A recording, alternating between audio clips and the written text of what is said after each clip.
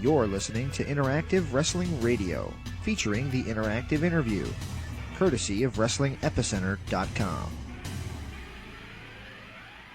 Joining us on the line right now is a guy that I'm honored to have on the show, and that is a guy who actually was at WrestleMania, a guy who's been around a long time, the one and only Mr. USA, Tony Atlas. Tony, are you with us? Yes, sir. How y'all doing tonight? We're doing great. Sorry, I had to hear us calling your former boss an asshole when we pulled you up, but there you go. So how's everything going so far? I know you were out in Arizona, just over the weekend, actually. How did you enjoy your trip out to the Southwest? Well, I tell you, America is a beautiful country. And being a professional wrestler, I got a chance not only to go out west, I got a chance to go northwest, southwest, southeast, northeast, and all in between. And every state that I see, you know, the thing that amazes me the most is there are different people with different personality and a different living condition all over the United States. And that's why they call it the melting pot, because every state the Virginia is totally different than California. California is totally different than Maine. Yep, and you're in Maine now, right? Yes, sir. Yes, sir. Man, well, I got to tell you, it's great to have you on the show. And you got a book out now through Crowbar Press, and we're going to have a link to it on the site, called Too Much Too Soon. And basically, it's a raw look at your experiences in the wrestling business. How have you enjoyed the exposure so far? How have you enjoyed the people's reaction to your book so far? Well, it's been wonderful. You know, what I try to do in my book is to talk about self-responsibility. You know, everything we do in life, pretty much the decision, the final decision is up to us. If somebody say, hey, you know, this bank down the street is don't have very good security, let's go rob it. Well, you got two choices. You can either say yes and go and do it, or you can say no, that's not my game. And then if you say yes and you get caught and you're not spending losing your freedom over it, you made that decision. Because you had the decision to be a free man or not free man.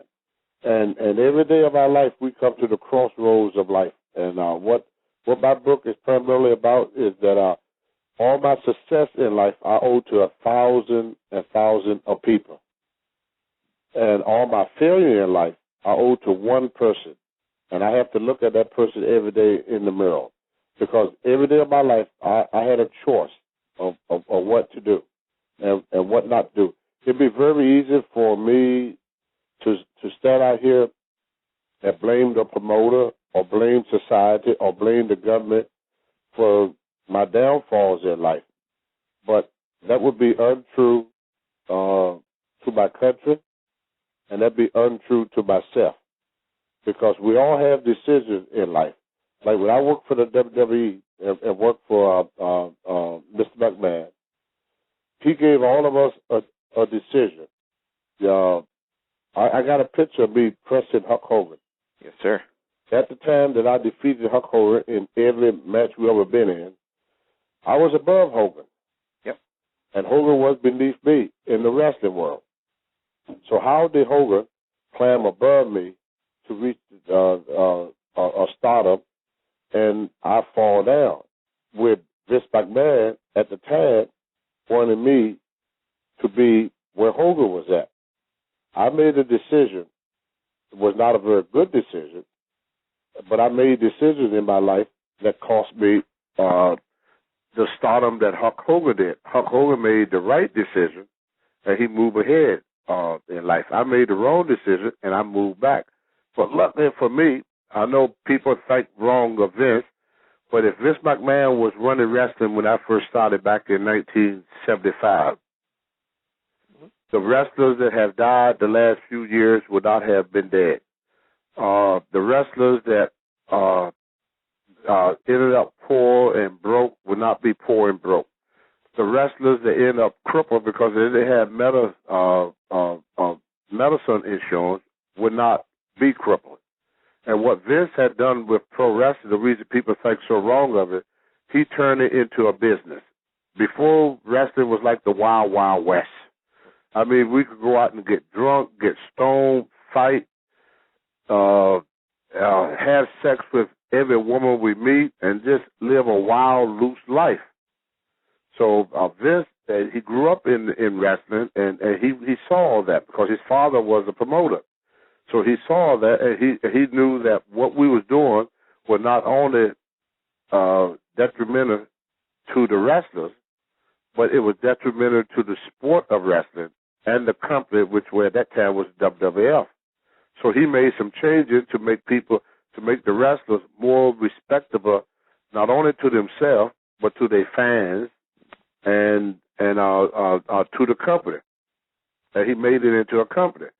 So a lot of guys that still want to live the outlaw days, they started blaming him for the change because they was not able to go along with the change.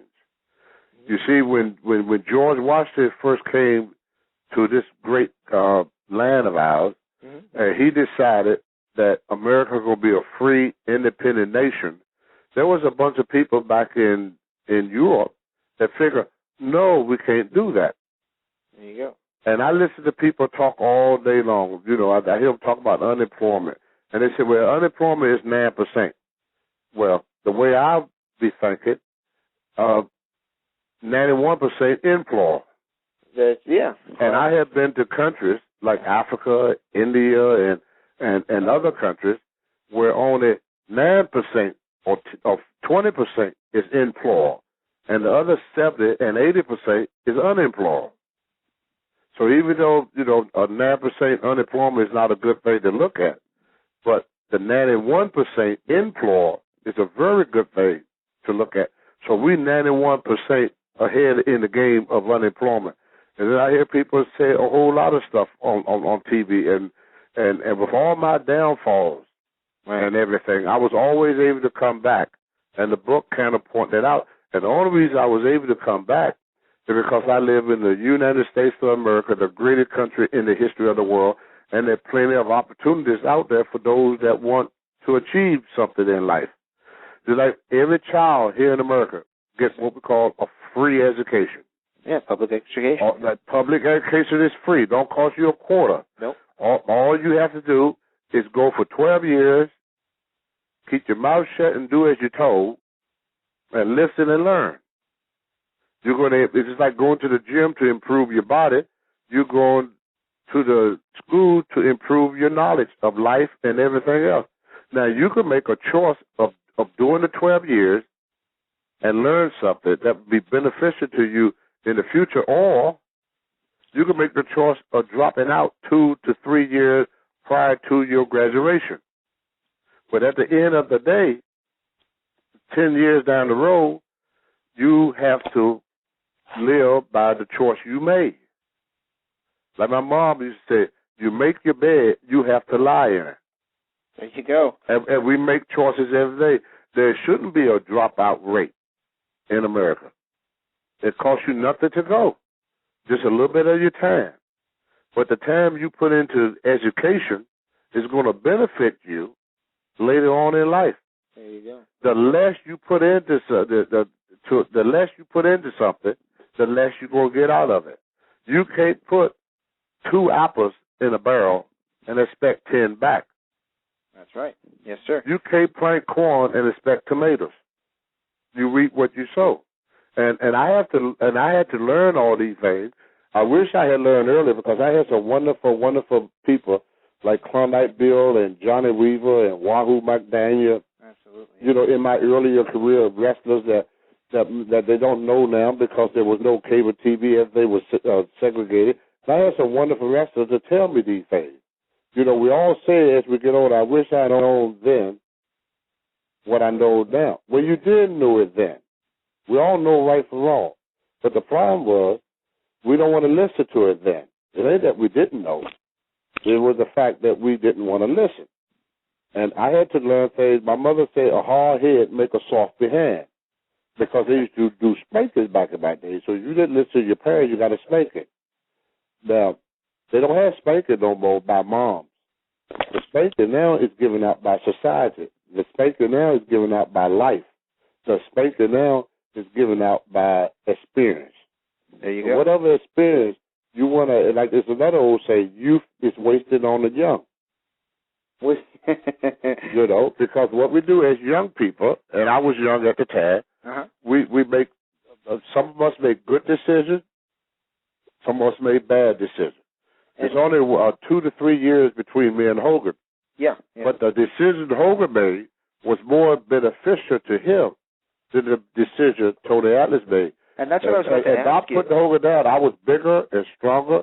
I mean, I had a 650-pound bench press. I squatted 800 pounds, and I could military press over my head 420 pounds. King Kong Bundy was 460 pounds. I could press him over my head. Hogan was 340, and I could lift him over my head. Plus, I could jump and do everything in the ring. And also, I was Mr. USA United States bodybuilding chapter. So I had the total package. The only from the neck down, that there was nothing like me. But from the neck up, nobody wanted to be like me. But because I made wrong decisions in my life. I made some good ones. They wasn't all wrong. But for the wrong decisions that I made in life, I took full responsibility because nobody put a gun in my head to make me do drugs. Nobody put a gun in my head to make me chase women. Nobody put a gun in my head to do anything that was negative to my health and the company and the business that I represented.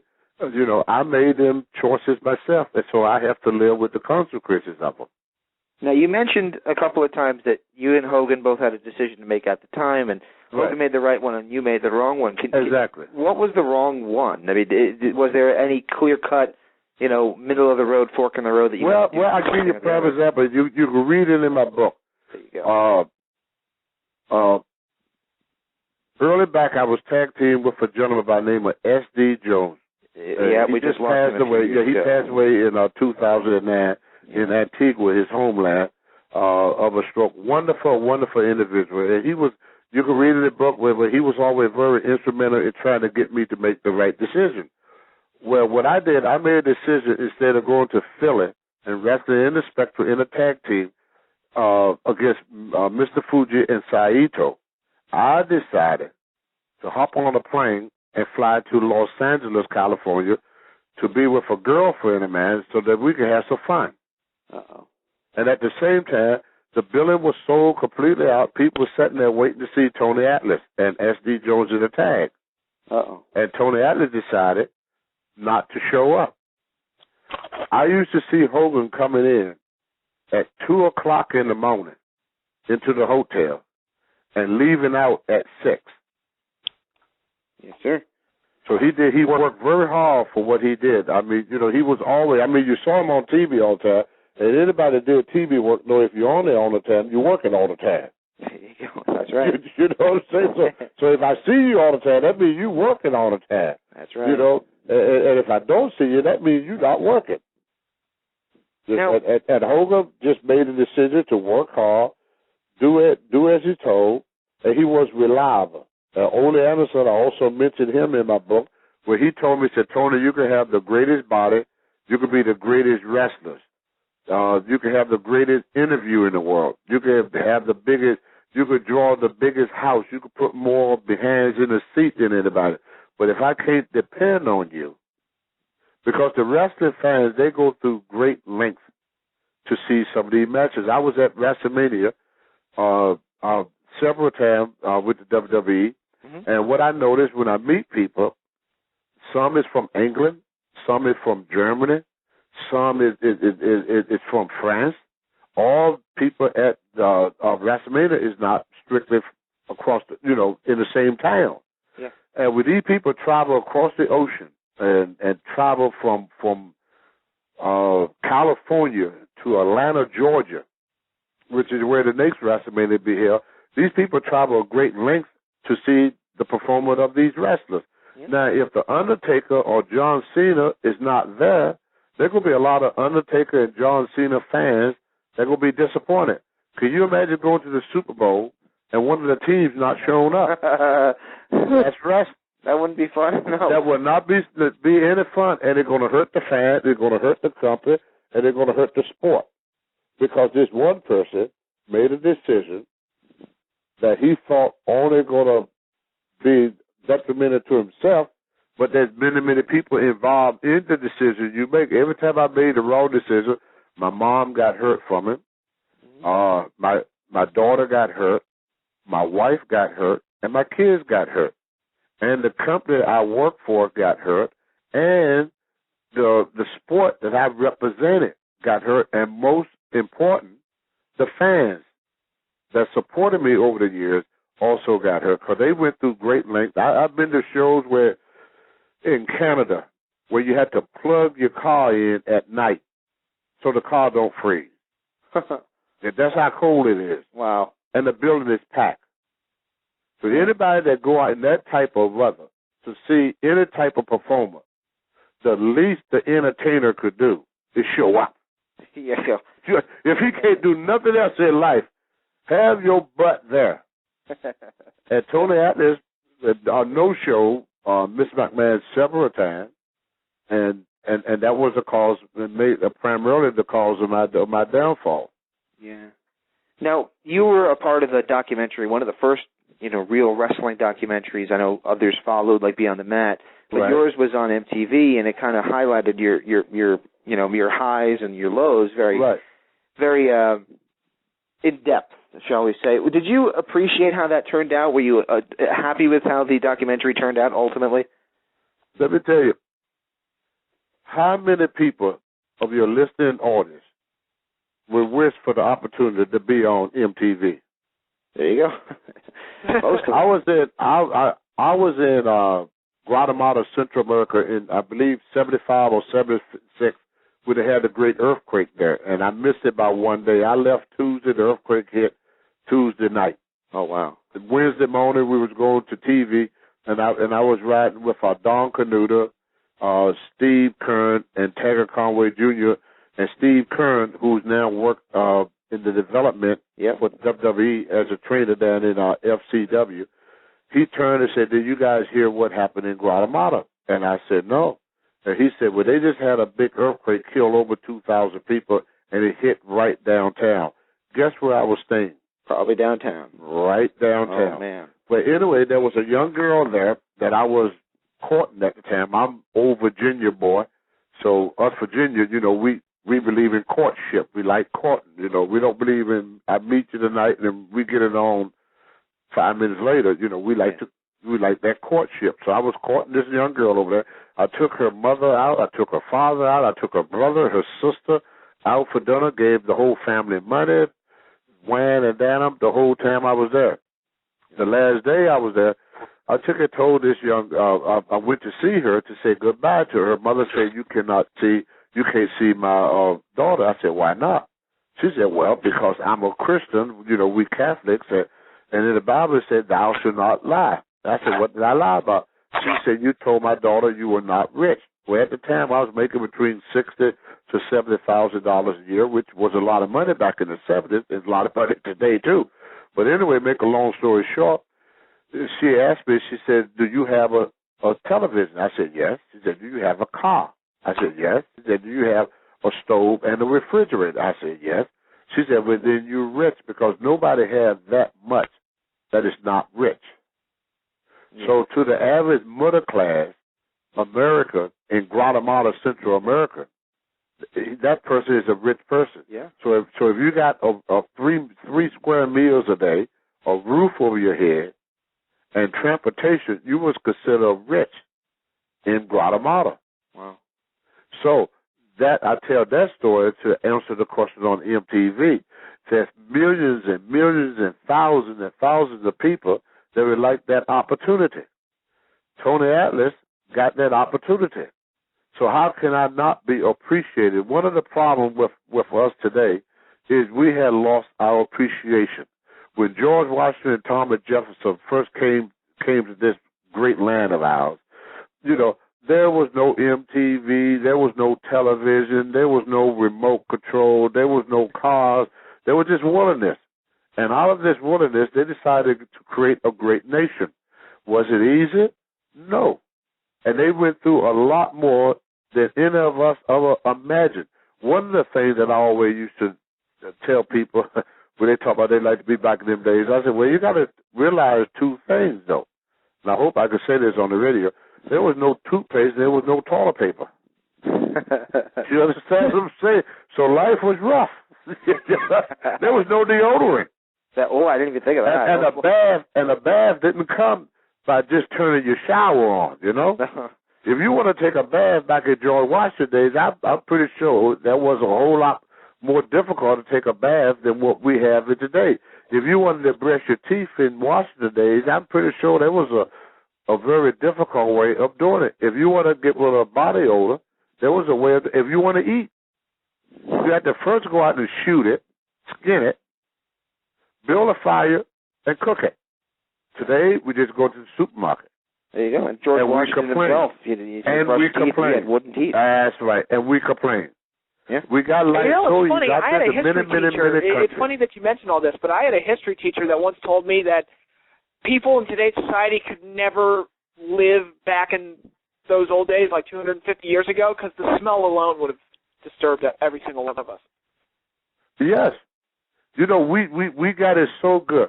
And by me being into a sport like professional wrestling, Klondike Bill told me when I first started, he said, Tony, this is wrestling is a paid trip around the world. My last trip with the WWE, I went to France, I went to Germany, I went to Switzerland, I went to England, I went to Ireland. You know, I visited so many wonderful countries, and I was paid to do this. So anybody got anything bad to say about Vince McMahon, you ask all the people that had the opportunity to work with this man and to see the geniusness of him and to feel the energy of the fans and to travel around the world. He took a sport that was looked down upon as just a bunch of old, you know, regular-looking people. It was never considered mainstream by no means, and he made it mainstream. He did. I mean, you look at WrestleMania. What sport draw 70, 80,000 people? What indoor sport do that? Nothing that I can think of except... So how can you knock success? The man is a genius. And the people that have things against him, they even got one or two things. Either they wish they was him or they wish they worked for him. I mean, this man hired Donald Trump. You understand what I'm trying to tell you? Your kids. You talk about a man that gave Donald Trump a job. You understand? Oh, man. Hello. It's time to see. That what my book was pretty much about reality. We had lost sight of our reality. We live in a great, great country. None of us got anything to be angry about. And whatever your life situation is now, you made that decision. There you go. I made a decision, and I wished I hadn't, but it's too late. You can't change the past. It's water under the bridge. I made a decision to do drugs. Now, I knew it was bad for me because everybody knew it was bad. When you smoke a cigarette, you know it's bad for you, but you smoke anyway. When you drink, over-drink too much, you know it's bad. If you walk out and lay on a railroad track and the train come and run you over and cut you into 1,000 pieces, you mean to tell me you didn't know that train was going to do that? Yeah, you're right. If you try to swap kisses with an alligator and the alligator bite your head off, why are you mad at that alligator? You knew he was going to do that. That's why I stopped kissing alligators. I don't do that no more. No, you just feed popcorn to the Martians. Yeah, but that's primarily what my book is like. Talk of how I grew up, in rural Virginia, and the struggle not only for black people but also for white people. It was just a struggle during the 50s, and especially for single women, of all colors, where the grandma pretty much raised most of us because the reason we got a very bad welfare system is because you got a lot of men out there that will not support their children. I got a statistic, I don't know if it's still true or not, where 70% of black kids grow up without a father. Wow. 70%. And that's a large amount of kids that being born into the world without the support of my father. My father left my mother with 9 kids when I was 2 years old, and also he had 36 kids prior to the kids he did with my mom, and took care of none of them.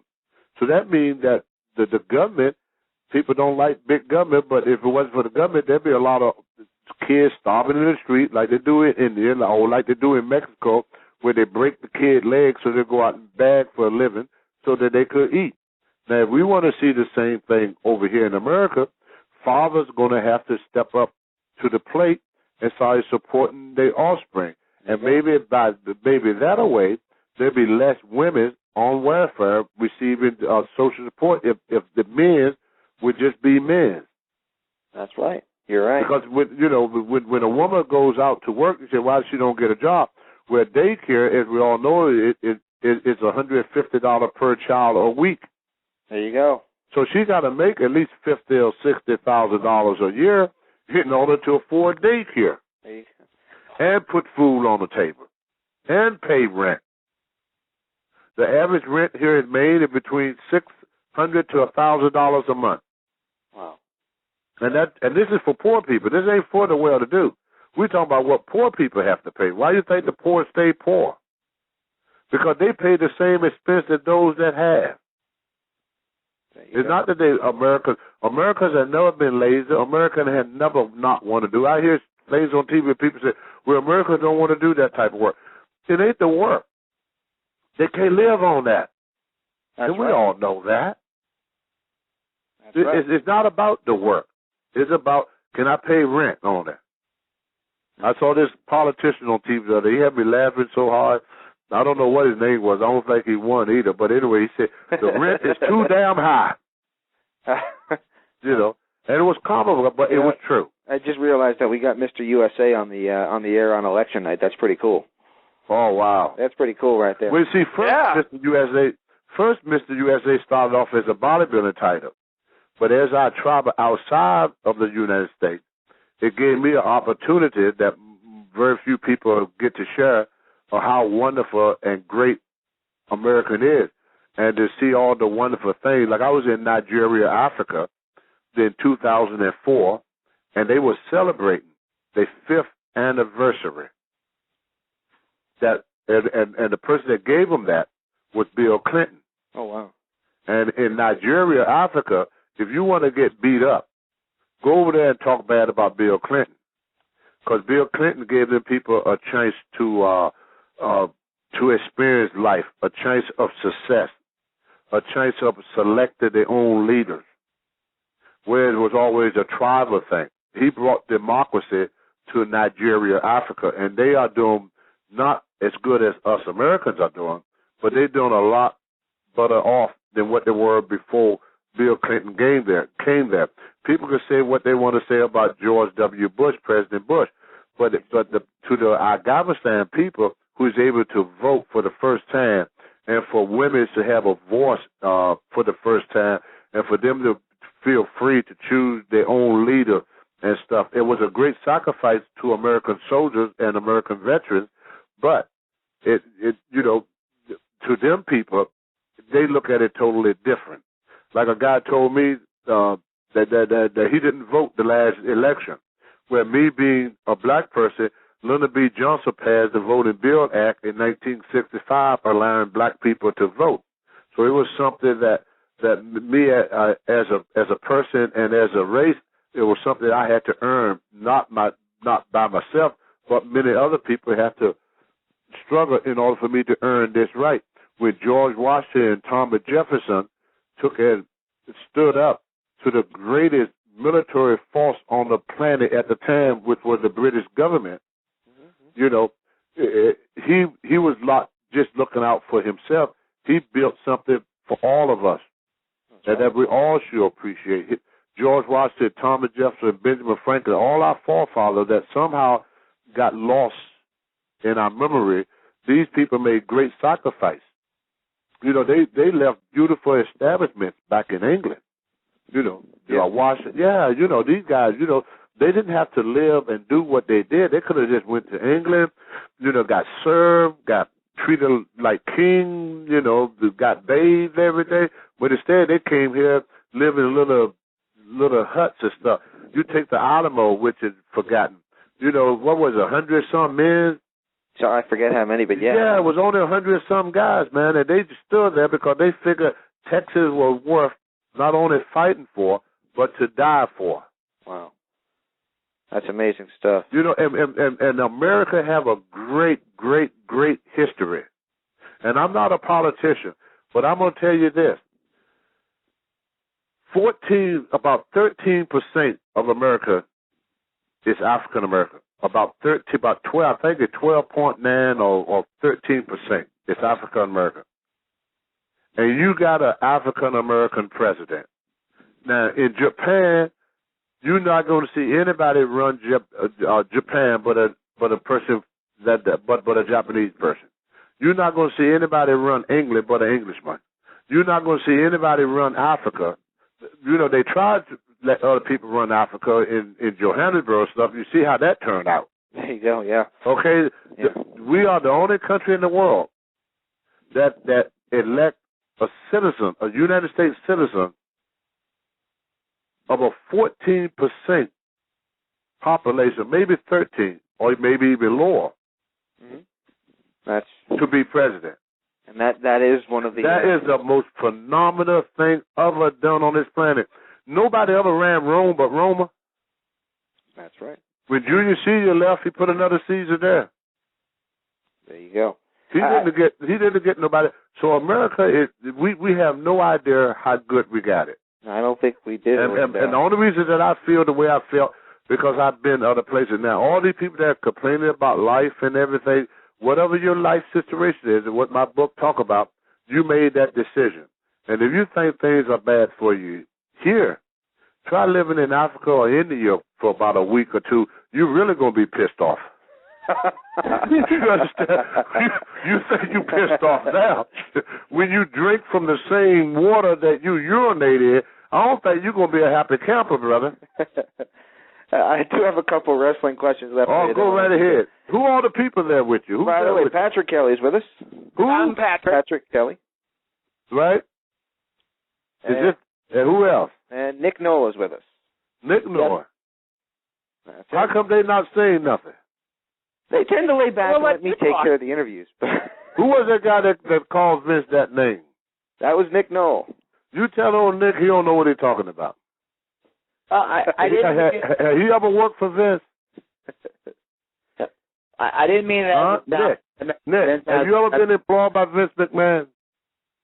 No, sir, but I was just trying to say is that Vince has a bit of a reputation with being very tough on his announcers, and I kind of misspoke. I mean, Mick Foley wrote a book about it, and maybe I should have used a different word. Well, nothing is easy in life, and you can't pamper people that cost you millions. I mean, the fans deserve the best. Yes, sir. And if Vince got an announcer out there that's not giving the fans the very, very best, I'm not going to be on that announcer side. It's millions and millions of fans that tune into the WWE every year. And sometimes when we talk about the person getting the job done, we forget about the millions and millions of fans that expect the very best. Oh, yeah. They deserve the best. So if I was Vince McMahon, I'd be hauling my announcer too. I don't want a guy out there that just, don't take his job seriously and don't give his best performance, because the fans deserve that. Now, when you go to a football game, would you like to see a couple of guys all laid back there, not really tackling nobody, not really trying to catch the ball? My Giants I do see that when I go see my Arizona Cardinals this season. Oh, boy, leave them alone. They're going to do all right. Hey, I root for the New England Patriots, and look how many years that, they ate dust. And, you take the Red Sox, Yeah. What was it, almost 50 years before they did anything? They had the curse of Babe Ruth, There you go. So, every dog has its day. There you go. And now, one thing I wanted to go back sorry, go ahead, Pat. One thing I wanted to ask you about was you were somebody who was around in the days of the WWF, back in the old days, right, before Vince took over, and you were a part of the new modern-day product in the WWE just as a manager. So my question was, what is your opinion of all the changes that have occurred in wrestling throughout the last few decades?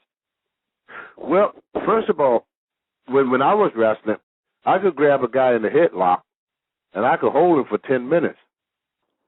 People today, they've got very, very busy schedules.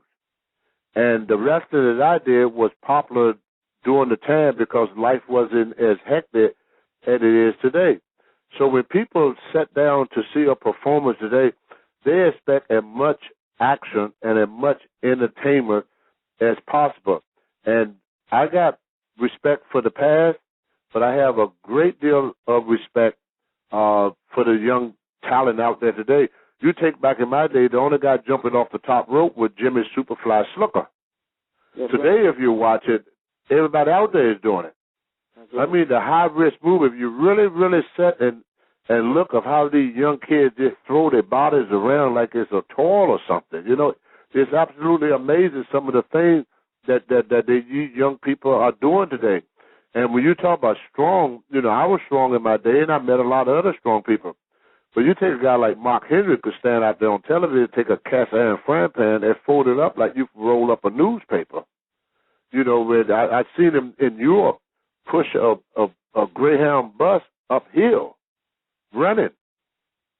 And just for fun, he would pick up a car, grab it by the front, set the front on the sidewalk, walk around the back of the car, pick up the back, and set the back on the sidewalk. He did that for fun. Oh, wow. He walk around Europe picking up cars for fun. Hello. So you got amazing athletes. And one thing that I hope Mr. McMahon don't get mad at me for saying that, one of the things he took and said was, goddamn sleep is my enemy. Wow. That's how much work and effort and heart and soul, and he oversees everything that goes on there. Now, here's a man that's worth billions of dollars, and he's the first one in the building and the last one out. Wow. And Connecticut tonight will make a fatal mistake if they don't adopt Mrs. McMahon, because she's very passionate about her community. She's always been like that. She's always been like that. I'm not sure, but I'm pretty sure they actually called it for the opponent. Wait, that's it. I feel bad for Connecticut.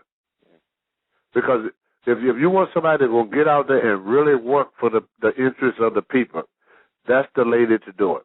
There you go. And the same thing she did for the wrestling fans, she would have done the same thing for her community. She always been very, very, you know, I worked several things with Mrs. McMahon in the past, you know, like to Make a Wish Foundation, the Jim It Fund. They very, very involved in charity and helping people and fan appreciation night. And there's a lot of stuff that WWE doing. Just like since the war started, not only have the WWE talent have went to Iraq, but Vince McMahon himself has visited the troops in Iraq. And they don't go to the safe bases now. I remember listening to a couple of the wrestlers telling me I was unfortunate that I was not on one of them trips, but I listened to guys that when they come back, they've been in the ring wrestling and bombs going off all around them. Wow. Yeah, I mean they done it ever since the war started.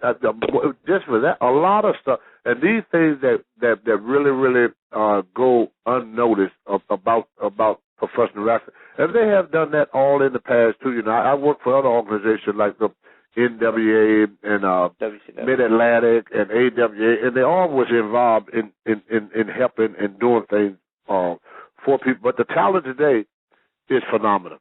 Yeah. They are phenomenal athletes. John Cena, he's half human and half machine. To do all he does? That man is strong as I don't know what. I know, you know, between him and Mark Henry, I don't know who the strongest.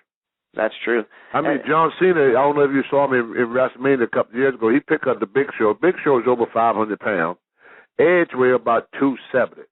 So you're talking about 770 pounds of flesh, and this man got underneath both people, picked it up, and walked with it. Holy crap. You put 700 pounds on your back and see how far you move. I can probably get about 200, maybe 3, but then, yeah, and I'm tumbling. I mean, yeah, and then he threw them. He threw it. That's like true. You were throwing a sack of potatoes. There you go. them guys are so phenomenal. And the Taz told me when I first went back, he said, Tony, you're going to make a lot of money.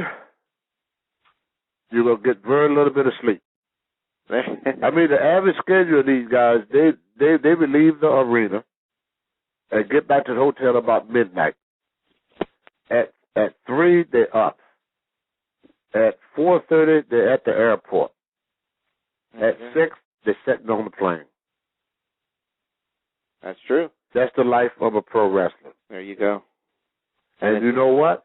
Vince McMahon is sitting right there with him. That's true. I mean, he only asked his talent to do nothing he wouldn't do himself. I do have a couple questions for you. Okay. Now, regarding Mark Henry, right. The reports when you came in that you were kind of going to be his Harley Race to his Vader. You were going to kind of be the one who was going to, for lack of a better term, kind of keep him in line. Is there any truth to that, or? Yes, it's all true. That was true? Yes. Really? And how did you enjoy that role? Well, Mark Henry is a very wonderful person. But some things happened that it didn't come out to where the company expected it to happen. Their main concern was that Mark Henry is 430 pounds, and their main concern to get him down to 350 because, like I said, Vince is very, very concerned about family, the wrestler's family, and the health of the wrestler. We had about 17, 18 wrestlers to die in the last, 2 or 3 years. Yes, sir. So, back in the olden days, we had, you could read in my book, we had what we call a baloney blowout. Whereas the guys, after a match, we didn't have all the fast food joints. We didn't have the restaurants like they do today. So you stop at a grocery store or 7-Eleven, and you get a pound of bologna, a pound of cheese, a loaf of bread, and a 6-pack of beer. And that was our diet. We used to call it a baloney blowout. So, when you look at old pictures of wrestlers, they were not in the great shape that they are in today. That's true. And Vince McMahon, he's very much into fitness. He keeps himself in great shape also. So what he wanted to do is get Mark weight down. And that was not accomplished. That was not accomplished? That was not accomplished. Oh, wow. Which was unfortunate, but because, he's a wonderful person, but he went too long not worrying about his weight. And he got the mentality that the bigger and the stronger he is, the more productive he is in the world of wrestling. But that's great in weightlifting, but as you get older, that weight is not that good for you. No. And the company realized that, so it was primarily, they were more concerned about his health as a wrestler and as a person, because, I flat out hear a WWE representative tell him, say, Mark, you want to be around for your kids to grow up. Wow. Because he's a very, very huge man. How do you, did you get along with him okay? Oh, yeah, he's a great person. I fuss with him sometimes. He fussed back with me. And he's a very respectable person when it comes to his elders. So I knew that about him, so that's why I was able to say things to him, because I wasn't worried about him hitting me. Because if he ever hit me, then what would have happened? What would have happened is that he would have to be one of my pallbearers the next day. So he knew that. I mean, if you ever get hit by him for real, you won't be around to see the next day. His strength is phenomenal. Wow. He's one of the most strongest, most phenomenal athletes I've ever met in my life. Well, you got to realize this man he represented the United States of America in the Olympics. And I asked him why he lost. He said he got so psyched up that when he went to do his slatch, he grabbed it up and he pulled too hard. And he threw it in there instead of... I said, Mark, come on now. He said, yeah, it was so light. He said, I thought it was going to be heavier than what it was. And he got too psyched up. When he get really, really fired up and he grabs something, it just moves. Man. I mean, he's phenomenal, brother. And I do have to ask Didn't you. he win I have like to a give you. Schwarzenegger contest or something? Oh yeah, he won that too. I mean, the good thing about Mark, he never tested steroid a day in his life. He's just naturally strong like that. Wow. But he one of the nicest people you don't want to meet. You know, he put on this rough exterior. You know. Mm-hmm. Yeah. But if you really got to know him, you know, he's not like what they. You know, he's a big lovable, overly strong guy. I have two tough questions for you, and then we'll let you go because we appreciate how late you stayed up with us tonight. I know it's you like to be half asleep by now, but what are you doing? You trying to call me old? No. I know you got to be up for a young man. I jump down your throat, tap dance on your liver, and dare your heart to beat because I got a 45 body built on a 38 frame shoot tombstone ball and chain. Oh wow. I can now say that Tony Atlas has cut a promo on me. Oh, yeah. All right, two questions for you. This is going to be a hard one. I'm going to have to throw this word association out there for you. Okay, as long as I ain't got to add or spell, I could do it. Okay. Word association for you would be Bruiser Brody. Oh, that was horrible. How did that affect your life? For those who don't know, Tony was present when Bruiser Brody was murdered. Well, the main thing that affect my life, my experience with the murder, I should say, of Bruiser Brody, was that whenever you talk about that incident, the only name come up is my name, and the reason for that, because I was the only person that spoke up and said what they said. The dressing room was full of wrestlers, but nobody saw nothing. That's I was the only person at that time that spoke up and told the truth. The police thought a fan did it, because that's what they was told. Right. And when they asked me, I told them Jose did it. Right. Because I sat there and watched him do it. I didn't actually see the stabbing, but what happened was, I do artwork, and you look at the back of my book, you see a picture that I did of the statue of Hercules and a picture I did of the Undertaker for WrestleMania as a charity. The picture was sold for charity to Make-A-Wish Foundation in Arizona.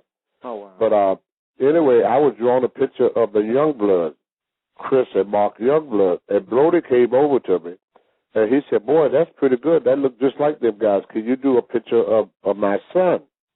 He said, I had pictures done of him before, but with these sidewalk artists that take and do characters. He said, but I like for you to do one. So he had a picture of his son when Jose came by with a towel wrapped around his head. So they walk into the shower, and then once they walk into the shower, we hear a little bit of a scuffle. And then we hear the most horrible sound I ever hear in my life where he came out,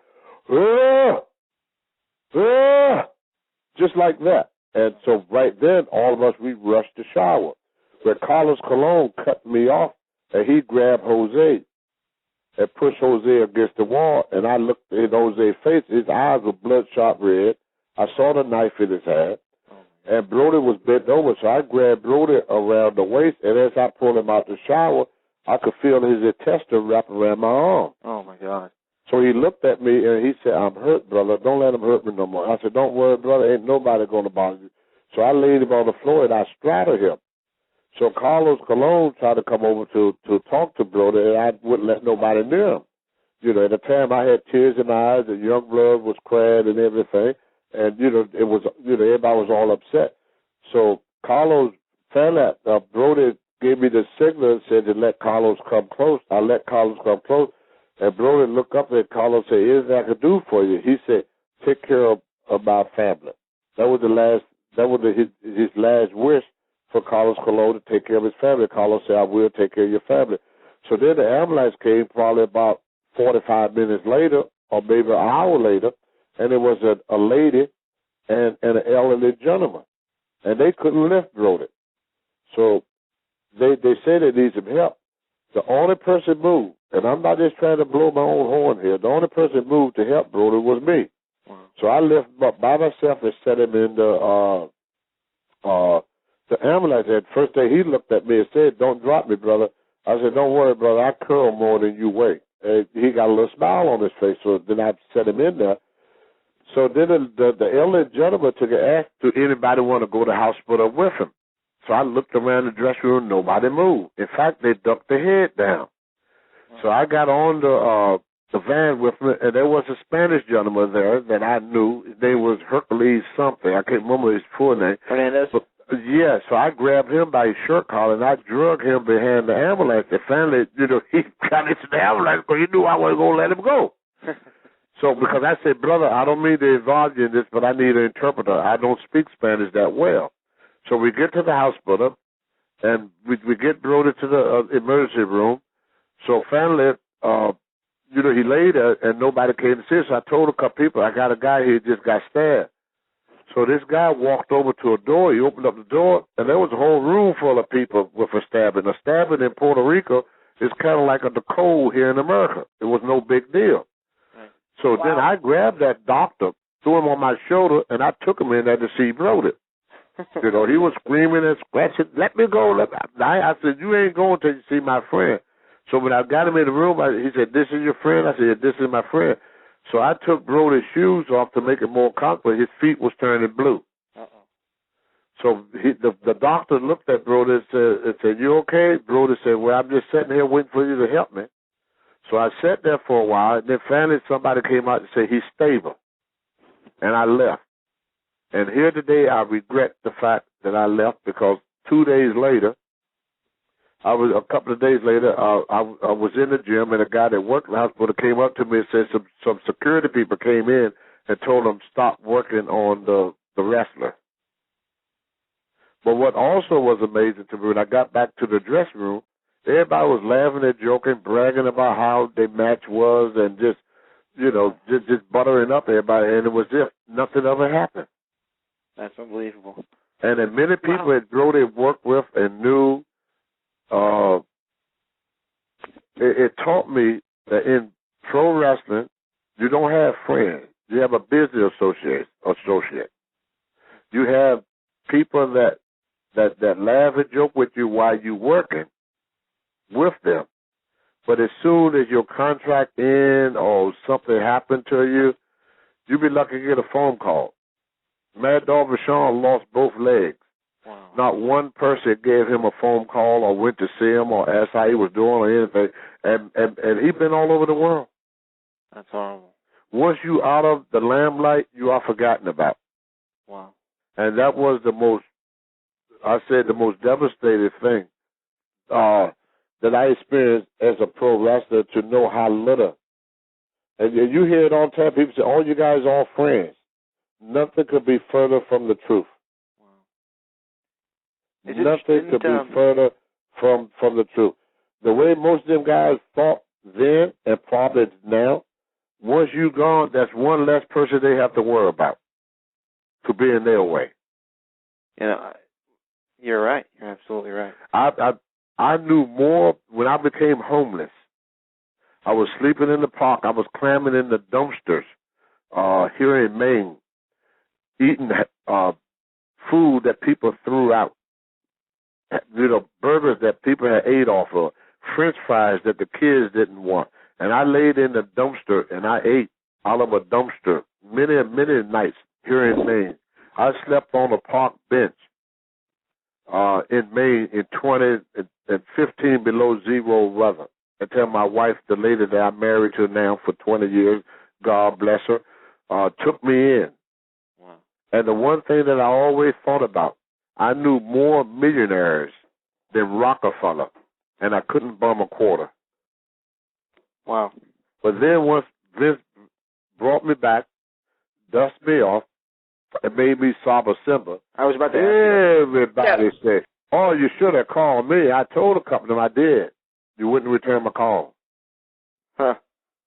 Even the police department let me use their phone here in Maine to call some of my friends to get help. And they wouldn't return my call. Wow. Now, the Saba Simba character is something that is of legend. Unfortunately, when we announced that we were having you on, some people, being younger, remember you best as that, unfortunately. And Even though it was a chance for you to really get back in the limelight and really get back on your feet again, did you enjoy the character, or were you bothered by the character? I enjoy every opportunity that this great country, the United States of America, gave me. How many people had that opportunity to be Saba Simba, to be Tony Atlas, to be Hulk Hogan, to be John Cena, to be Mark Henry? Wow. Any opportunity that this great country provides for you, how can you complain?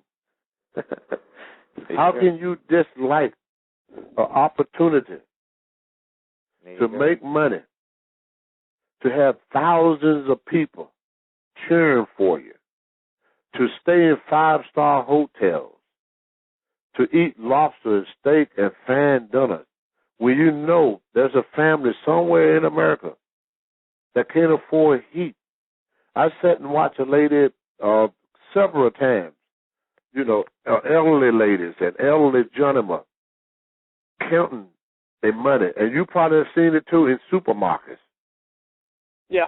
To get a can of tuna fish and a loaf of bread. Wow.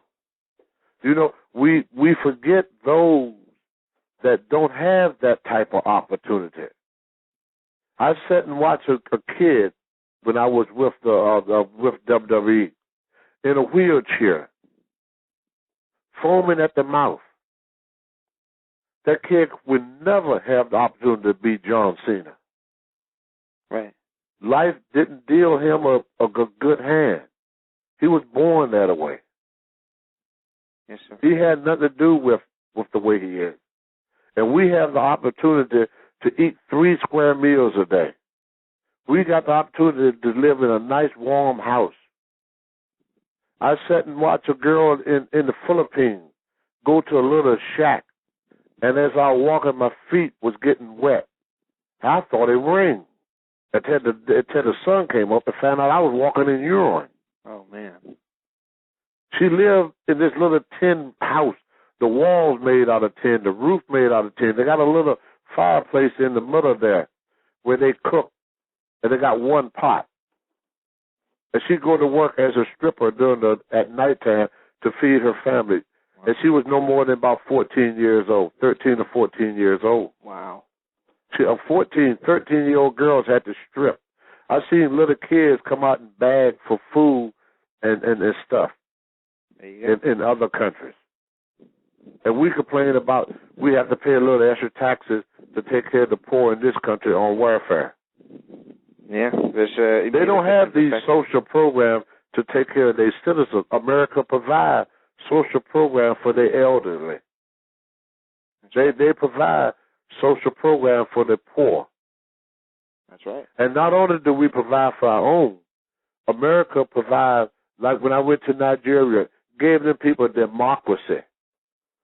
That's right. We always have had democracy in our country, so we take it for granted. My wife is from Berlin, Germany, East Berlin, Germany. And she was watching TV the other night. She said, well, the leaders in this country was a lot better than the leader in my country. That's true. She don't know what when she watched the news, she don't know what we so mad about. She crossed over to visit her family and couldn't get back across. Really? And say she came here to America, she hear great things about America, but say she's been here, she think it's greater than what we say it is. Wow. We live in a great, great country, and we're in a great, great time. And we need to start supporting our leaders, no matter regardless of who they are. We need to start supporting our country, and we start needing to appreciate the life that we have. That we do. Because the job you got, like a couple of years back, I was making big money with Vince. Now I'm making a small money as a trainer, but I'm still making money. There you go. I'm still eating. There you go. My mortgage still being paid. I still got my health and strength. That's true. So even though I'm not with the WWE anymore, what am I mad about? That's true. I've seen life in other countries. Yes, third world country. I've seen the Philippines. I've seen India. I've seen Africa. Yes, sir. And anybody that's out there that is mad about being here in America right now, no matter if you're employed or unemployed, go spend 1 week in one of them countries. I guarantee you, in 1 week, you have something to really be pissed off about. Okay? All right. You think you mad now, brother. Yes, sir. You go out there where the mosquitoes is as big as you. And just as hungry. Actually, funny story, I have a friend who did volunteer work in Bolivia, and right. I've seen pictures of what she was doing down there, and it's a major difference from what we have over here. Oh, it's horrible. I mean, and the funny thing about it, they don't complain. They accept life the way it is, and they just happen to get one meal. They just happen to get one good night's sleep, you know? And we need so much to be happy. And we got so much. You know, America, it can be better. Everything can improve. But let's not think so bad of her. That's right. She have not did, I mean, since there exists in America, we did a great things for our citizens, and we did great things for the world. Imagine the world without us. I think that's what I say a lot. Imagine the world without America. That's true. It would not be a pleasant place, I guarantee you. I was in England, and people was telling me in England that they feel safe because of us. I hear people in Ireland say they feel safe because of us. And for what our veterans and our military have done around the world, it should be true. God bless you, sir. Yeah, you know, there's not a wrestler or a football player or a basketball player deserve more credit than the American military and the American police and fire department.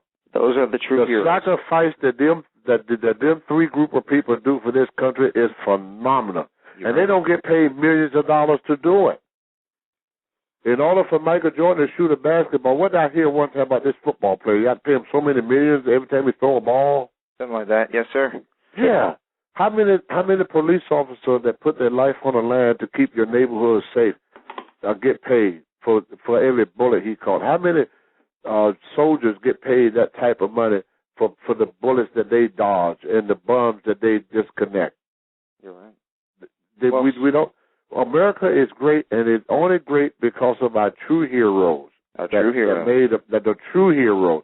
You know, I feel privileged that y'all thought about calling me for this thing. It's a great opportunity to be on your radio show. It's an honor for us to have you. And just to talk to y'all is another wonderful opportunity that I just had, just now with you guys. Wow. That thousands of people would never have that opportunity to do. Look at all the airtime y'all just gave me. And that's amazing, sir. We really can't thank you enough for spending as much time as you have with us. It's another wonderful opportunity that my country gave to me. That's true. And I feel talking to you guys is a wonderful opportunity. Your guests there, they having a wonderful opportunity. How many people would like to sit there on your show that probably would never have that opportunity to do? That's true. We need to count our blessings, appreciate our country, love ourselves, love your family, and most of all, take responsibility for the wrong things you do in life. In my book, explain that everything that happened to me, I said, I could never say it enough. My success in life I owe to thousands of people. My failure in life I owe to one person, and I have to look at that person every day as I shave. But it was my decision to make. That's true. I made the decision to go down the road of drugs and alcohols and women, not Vince. Vince made a decision to make me a superstar, to make me like Hulk Hogan. I made a decision to do the opposite for myself.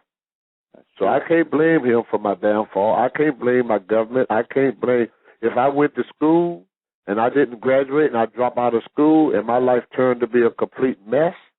I made that decision not to be educated. That's true. And with that thought, I'm going to encourage everybody to check out Crowbar Press. They are on crowbarpress.com. You can pick up a copy of Tony's book. It's called Too Much Too Soon. And, Tony, I honestly can't thank you enough. Thank you for giving us the opportunity to interview a WWE Hall of Famer, a guy that's more down to earth than I ever expected you to be, and I appreciate you giving us so much of your time tonight. Well, thank you, sir. I really appreciate the opportunity to be on your show. Thank you so much. Stay in touch, sir. If there's ever anything else we can help you with, just let us know. Thank you very much, sir. Thank you. Well, talk to us a movie producer. Make a movie out of that book. Hey, if I get any offers, I'll let you know. All right, sir. Thank you so much. Have a great night. Y'all too now. Good night. Good night. All right. Nice guy. Very nice guy. All right, Nick, are you there? Nick is not there. Okay, yeah, he got kicked off the line. He just sent me a message over Facebook. So he did not send me a message over Facebook. Yeah, don't think he knew I was hosting tonight. Let me pull Nick up, and then I got to go check out because I'm hearing a little bit of uproar upstairs. Uh-oh, family's going There's crazy. And my James, family's going nuts. What's up, Nick?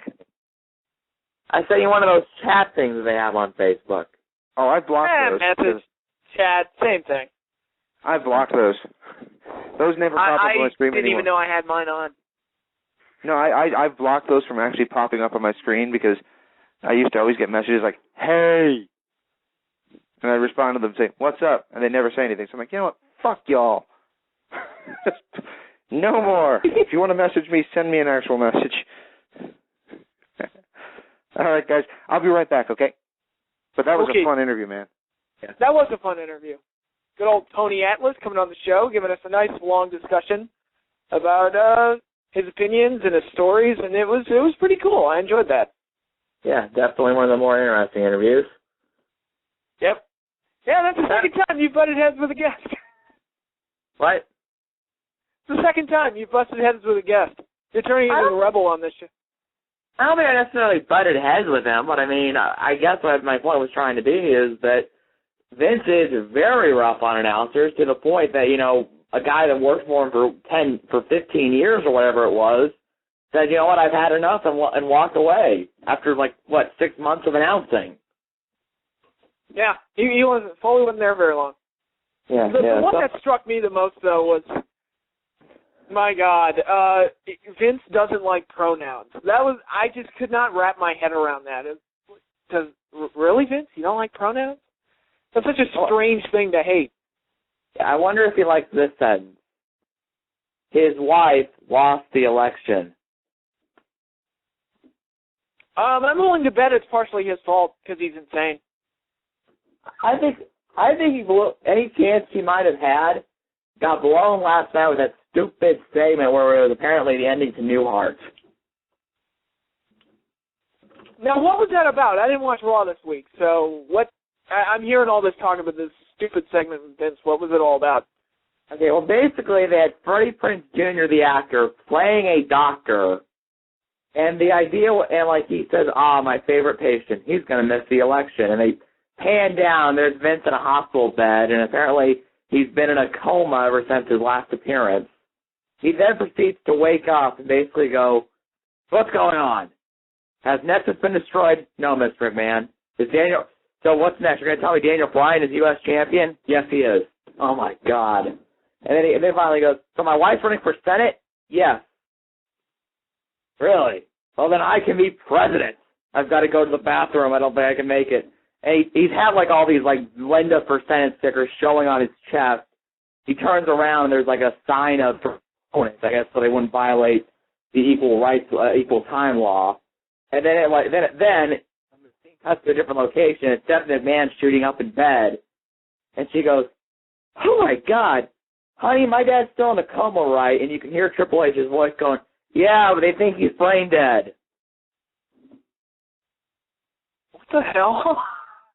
Yes. That's it was the ending to Newhart, but there was a difference because Newhart never presented Newhart's ending was brilliant and funny. Yes, and it never presented itself as a sporting event. Yeah. Wow. And really bad. Yeah, and here's the thing with the new Hart ending. They didn't have the guy that was on I Dream of Jeannie show up and say, "Hey Dick, I just saw this crazy dream you had." Because even as they're showing all this, they show Stephanie McMahon shooting up in bed, and like Jerry the King Lawler goes, "Thinks he's brain dead." So what? We can apparently see Stephanie McMahon's dreams? Apparently. And that's, oh my God, I have a whole rant about that. And I think that's what my YouTube video is going to be about this week, about how these backstage segments in wrestling just do not work, because there are just so many holes in the logic of how these segments are presented. Right. And I was going to use TNA's example last week with the Katie Lee and Angelina segments, where apparently Katie Lee can disappear and reappear, and Velvet Sky apparently does not watch Impact. Nobody told her. It's like, yeah, there was a woman there last week. Angelina was right, and nobody asks the cameraman or anything. And there are just way too many holes. But this one is even worse. Look, here's the thing. There are ways to explain away what TNA did. It could be argued that since he was a cameraman, he's not supposed to interact with the talent on air. It could be argued that they could just admit, okay, hey, these things are taped 2 days apart. So she wouldn't have seen it last week's Impact yet because it hadn't aired when they filmed that segment. That's an interesting one. I'll give you that one. People can see. But yeah, it's... You know what? I think I referenced this a few weeks ago. They did a segment like this with Kane, the Night He Unmasked, where it's like we can see inside his mind, and he's having flashbacks to when he first debuted and stupid crap like that. I hate these segments. I'm sorry. I hate them so much. Yes, and then here's an even bigger kicker. Of course, they had Pee Wee Herman as the guest star last night. At one point, Pee Wee goes, "There's going to be all kinds of surprises. Right, Lita?" And then Lita walks in and goes, "Right, Pee Wee." And that's the last we see of her. They managed to get arguably one of the most popular female of all time in WWE history to show up for one night only, and that was what the best they could come up with for her. That's pretty lame. I'm sorry. That's pretty fucking lame. By the way, here's the thing. Here's just a quick list of things they could have done that would have been smarter. Do a segment where Natalya reveals that she's been getting tips from Lita. Make Lita the guest referee in the Natalya and Michelle McCool match. Just have Lita in the audience smiling, giving a thumbs up to Natalya as she wins. Possibly planting the seed for if Lita does come back, because that's apparently the rumor now. Did Natalya win the title? No, but they had a match where basically Taker's wife came out and said, "Well, if Natalya can beat me tonight, even though she can't beat me, I'll give her a shot at Survivor Series." All right. Yeah. So Natalya won that, so she'll get a shot at Survivor Series. Okay. Yeah. But I mean, it's like they get Lita back for one night, and the best they can think of is to put her with Pee Wee Herman. I know, that's pretty lame. There's no other way to describe that. That's ridiculous. Yeah. I mean, seriously, man, it's like they're like, oh, here's the thing. You would think, oh, well, then Lita will appear again later in the show. I don't think she did. I don't think she made another appearance all night. It's like, really? That's all you're going to use with her? Because I'm willing to bet most people missed that because they saw Pee Wee Herman come on with Mark Henry. They changed the channel. Yeah, maybe. You know what?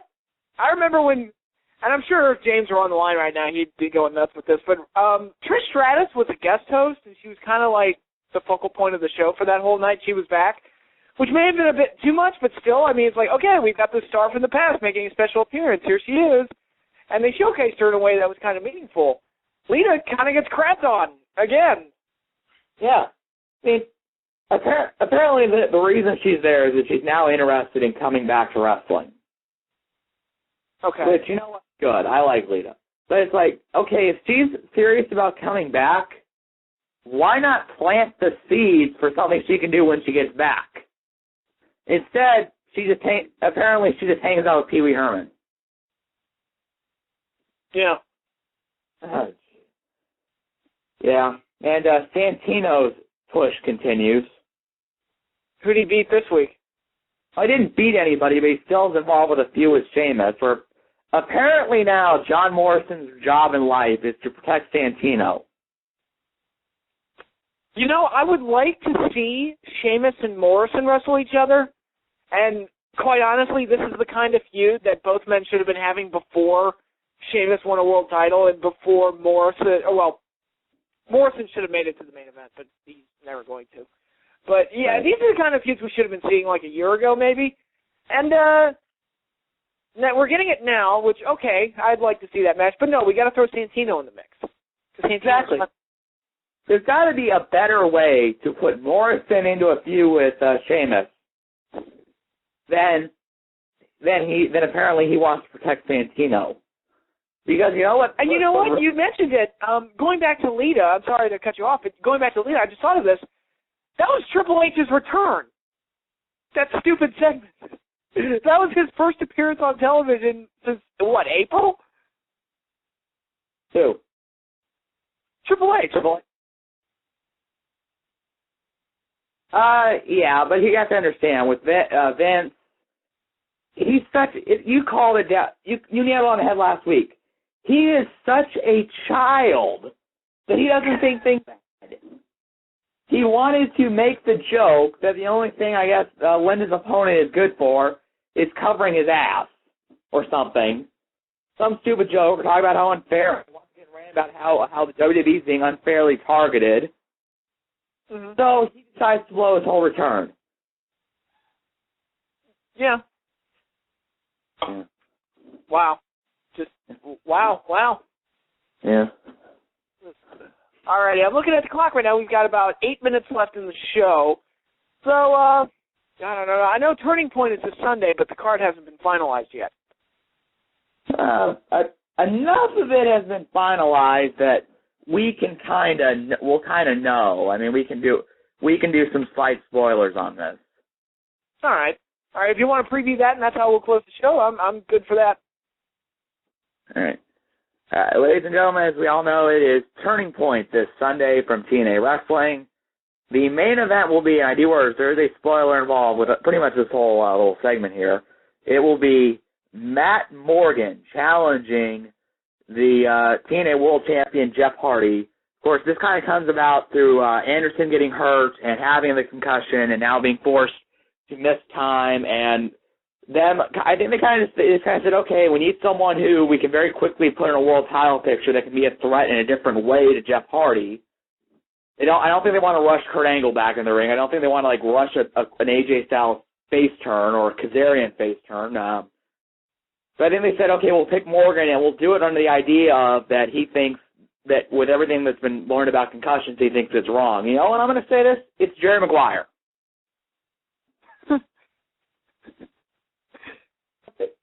Think about how, I know some people are going to say, oh, it's so sudden. Think of how many movies and TV shows basically go along this plot line. There's an asshole, a complete and utter asshole, only cares about himself. Something hits him, and he changes his ways. My name is Earl, Jerry Maguire, now Matt Morgan. I know it's rushed, I know it's quickly, but you know what? At the very least, at least Matt Morgan's getting a title shot. Yeah, I'm more in the camp of I'm personally not a fan of this. Nothing against Morgan. I'm actually really high on him as a talent, and I do understand that this is a plan B because of what happened to Anderson, and that's why I'm not too harsh towards TNA for this because somebody goes down, shit happens, and you don't want to give away potentially bigger matches down the road because Anderson to me was going to be like the first title shot, and then eventually you'd move on to Angle, Pope, maybe Joe, Rob Van Damme, and those are the bigger matches down the road, in my opinion. But, I don't know. It does feel rushed. It doesn't feel like a legit pay-per-view main event, and a large part of that is because that Matt Morgan just hasn't really been a factor in the heavyweight division since Bound for Glory of last year. So this, not only does the face turn seem sudden, him getting a title shot seems even more sudden. So, I'm not really too keen on this main event. I think Jeff Hardy obviously goes over. There's no doubt in my mind that he's walking out with the belt. Well, you know what I've actually heard? What? Hardy is going to have to miss some time, I guess, between his girlfriend giving birth and something coming up in his legal case. Morgan is actually expected to win it in an upset. Yeah, and you're joking again, aren't you? Yes, I am. Yeah, I've learned to avoid it. I've learned to... yeah. Jeff Hardy will win it, and what will probably happen will be somebody will rush in, whether that's Jarrett, whether that's Abyss, whether that's All of Fortune, will rush in and they'll attack Morgan, they'll knock him out, and he will then be, and then that will be Morgan's next feud, hopefully, and then either Anderson will be back in time, or they'll go on to RVD, or they'll move on to, like you said, Pope or Angle. Hardy's not going to lose in his first title defense. No, especially since he hasn't wrestled since Bound for Glory. I don't know if anybody's noticed that, but he hasn't had a match. So, well, he actually wasn't at the last set of Impact tapings because his girlfriend was due, and she just gave birth in the past week. So, congratulations to Jeff and his girlfriend, Beth. And also, he had some legal matters to take care of. Yeah, when is that court case going to take place? It seems like it's always getting pushed back. It will take place sometime in the next 100 years or so. Probably.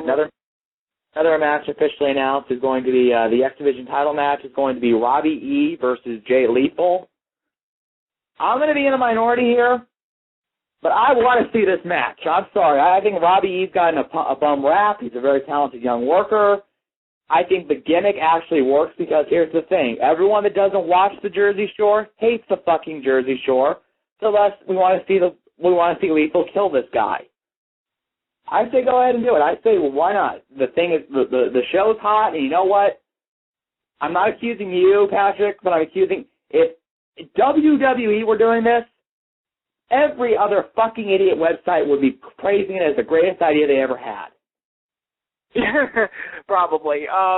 There is definitely a major anti-TNA, pro-WWE sentiment if you go on the internet. That said, I am not a fan of the Robbie E character, mainly because I just feel like the idea is not bad, because I'm a fan of Zack Ryder, and I think WWE criminally underuses him.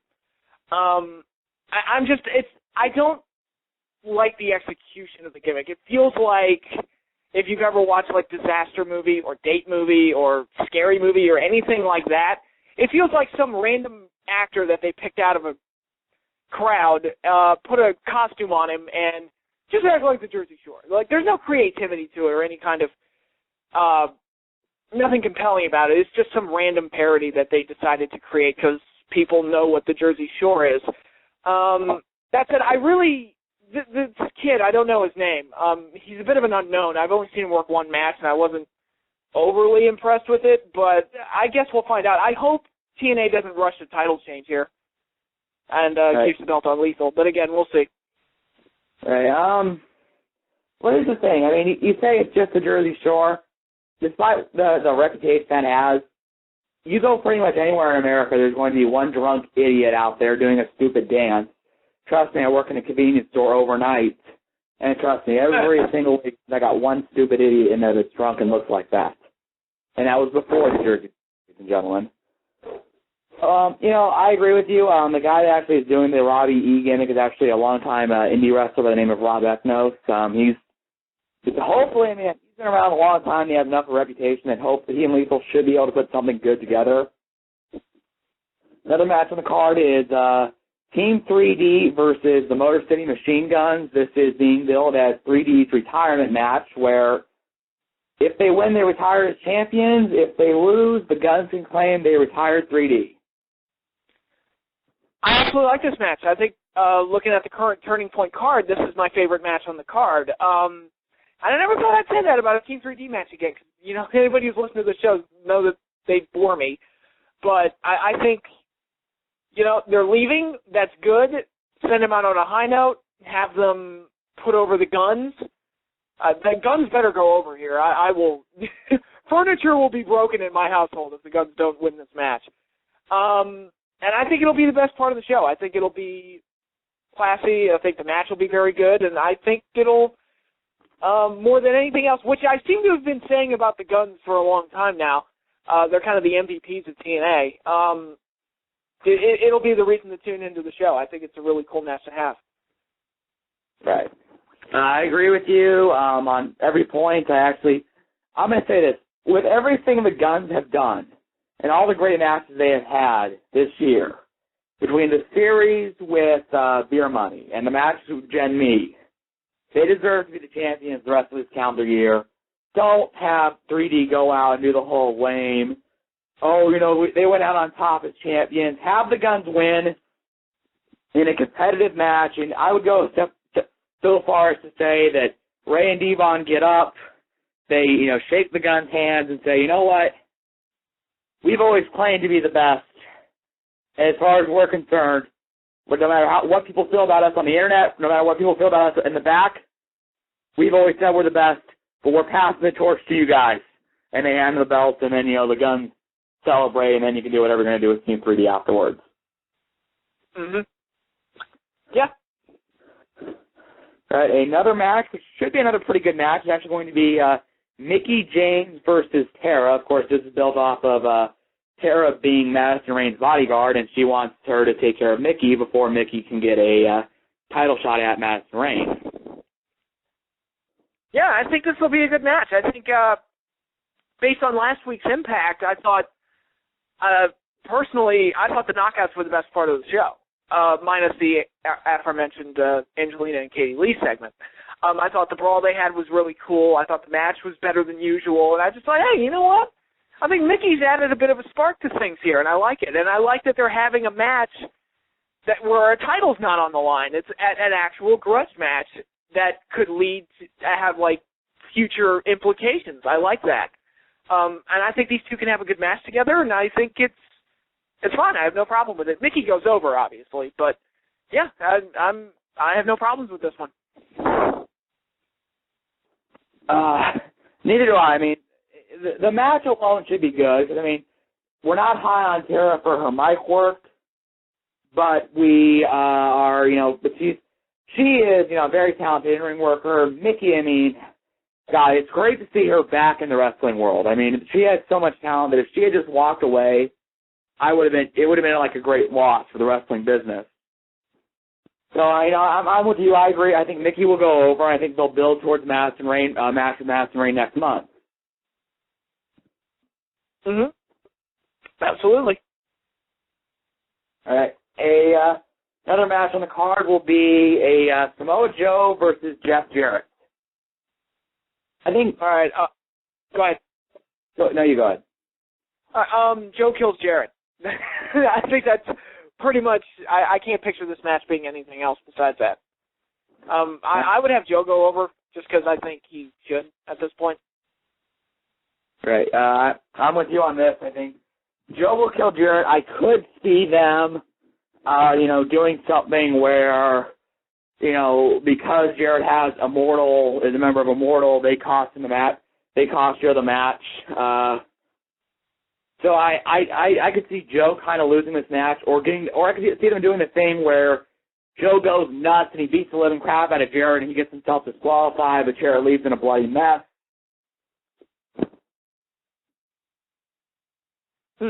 Yeah, I guess they could, but I just feel like, Jarrett, Jeff Hardy is the lead player in Immortal, so I think it would be okay to have Joe kill Jarrett and then have him possibly put him on the path to possibly facing Jeff Hardy at a future pay-per-view.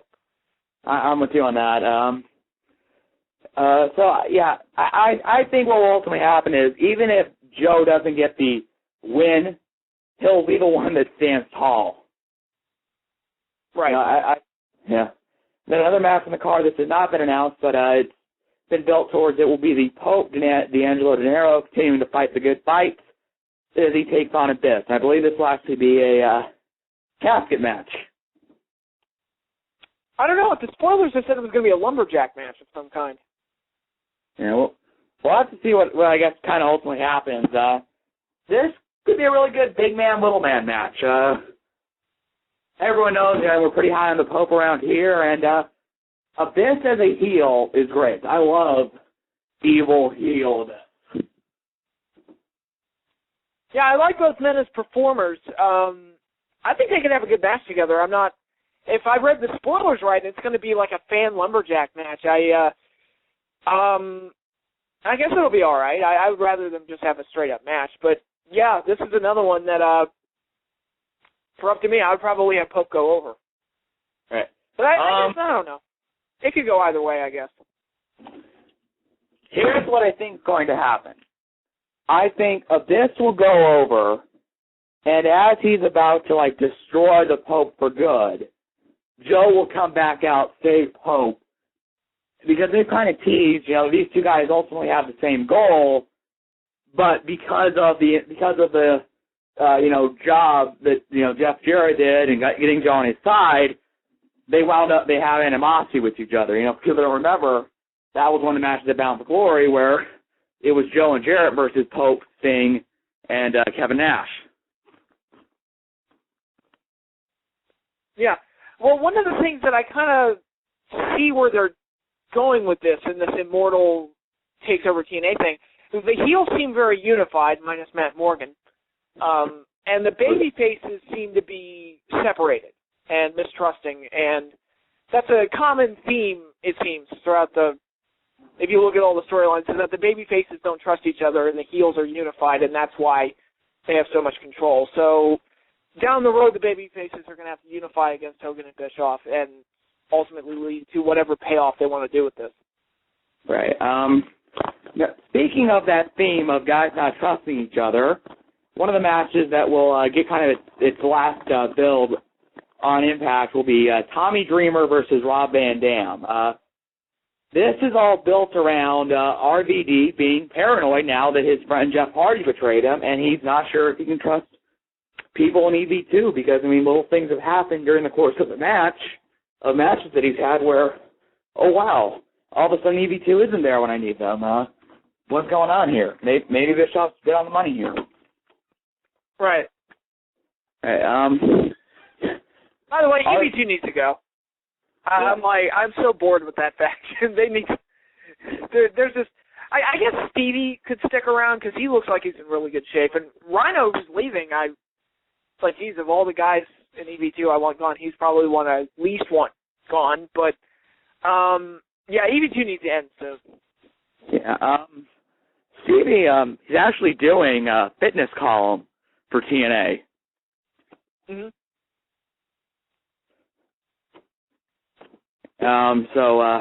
Yeah, I think Stevie will stick around. I think I could actually see this if they wanted to write Dreamer off of the on-screen portion of the show and just have him work backstage. This could be the thing they do where maybe RVD goes too far or something, or Immortal. I know I keep predicting Immortal run-ins, but I'm just going with what will probably happen at some point during the show. Immortal or Fortune will attack and lay Tommy out. I think there's no doubt that RVD goes over.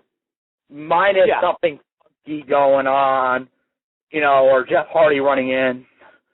So yeah, I think that will be it. I think RVD will go over.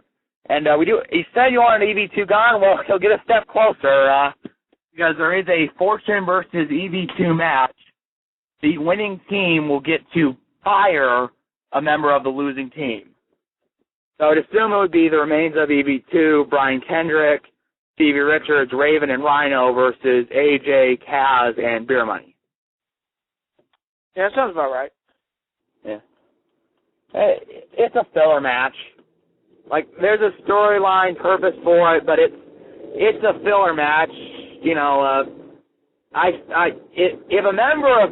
EV2 goes over, furniture might be flying in my house. Yeah, there's no reason. I thought it was a mistake to have them go over at Bound for Glory, but yeah, Fortune wins this match, and they'll probably fire Rhino since it's rumored that Rhino's just about done. Yeah. Yeah. So I agree with that. I think Rhino will get fired, or maybe Raven. Right. Yeah. So that's turning point, pretty much, isn't it? Yeah, there might be, I had my computer up in front of me when we started this, but I've now kind of had to leave because I'm going to work. There might be more matches added. I can't really think of anything else. I mean, that's about, 7 or 8 matches? 7.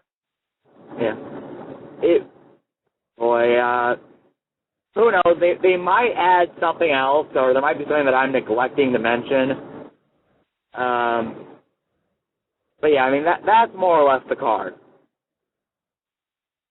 Right. It's all right. Yeah. I guess it's okay. Kind of okay. Needs some work in other places. It's a B pay-per-view, and it's one of those B pay-per-views that is really about the story, where it's like, okay, this is the first event of the new Eric Bischoff, Hulk Hogan solely in control era. I mean, right. This is not, ladies and gentlemen, this is not the end of the movie. We're not going to have Dixie Carter walk out with her lawyer and declare, a judge has put an injunction on this, I'm back in charge of TNA. Right. That's not going to happen at this card. This is the one where the bad guys start looking better than ever, and I think maybe we see a couple of the baby faces starting to come together to form an alliance against them. Right. But, yeah, we're actually 11 minutes over, so is there anything you want to say before you go? Anything I want to say? God bless the Republican Party. Uh-oh, we're going to get in trouble. Election night seemed to go well for the GOP by all indications. Yeah, that seems to be the case. I just jumped in real quick. The reason for the explosion upstairs is because every time the baby started to go to sleep, another member of the family walked into the bedroom, dumping their myriad of crap on my wife, with us, the sound of which waking up the baby. So it kind of was like basically inadvertently telling me to come upstairs. I do apologize. I wanted to apologize to Nick, by the way, for letting you back on the line. How long were you off the line? Pretty much like the whole last part of the Tony Atlas interview. I'm so sorry, sir. That's my fault.